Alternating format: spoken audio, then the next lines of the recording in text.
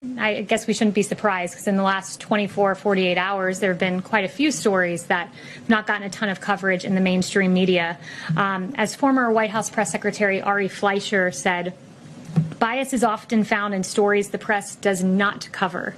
And last week we found out that Democrat Congressman Eric Swalwell was infiltrated by an alleged Chinese spy. This spy cozied up to Swalwell, raised funds for his 2014 campaign, and even planted an intern in his office. And that relationship continued until the FBI briefed him in 2015. And that was some very good reporting done by Axios. But after entangling with this spy for years, Swalwell hypocritically went on to be one of the lead instigators of the Russia collusion hoax in the impeachment sham. Swalwell wrote this on his congressional webpage: President Trump and his team are directly and indirectly tied to Russia. That was not true. He then said in September of 2020, the president has a compromised relationship with Russia. Untrue. April of 2019, he said President Trump certainly acts on Russia's behalf and acts like Russia's leader. Not true. January 2019, Eric Swalwell said it's pretty clear President Donald Trump is an agent of Russia. Not true.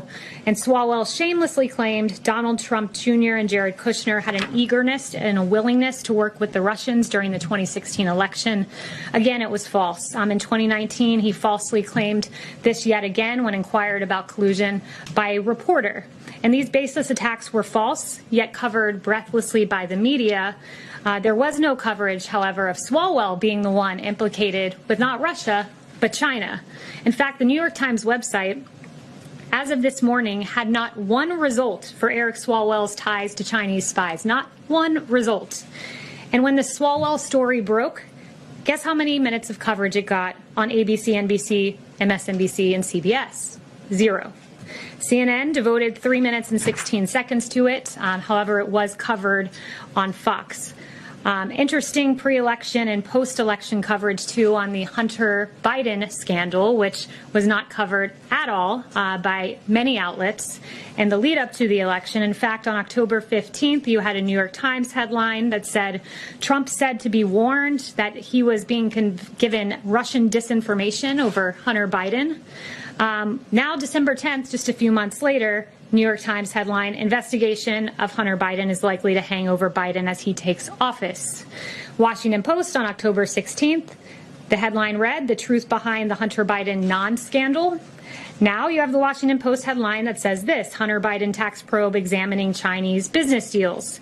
Politico, October 19th, Hunter Biden's story is Russian disinformation. That's a favorite. Dozens of former intel officials say. False yet again. December 2nd, now Politico reads, Justice Department's interest in Hunter Biden covered more than taxes. Really interesting turn of events, and good for those who covered what was a story all along and not Russia disinformation. Isn't it hypocritical for you to accuse others of disinformation when you spread it every day?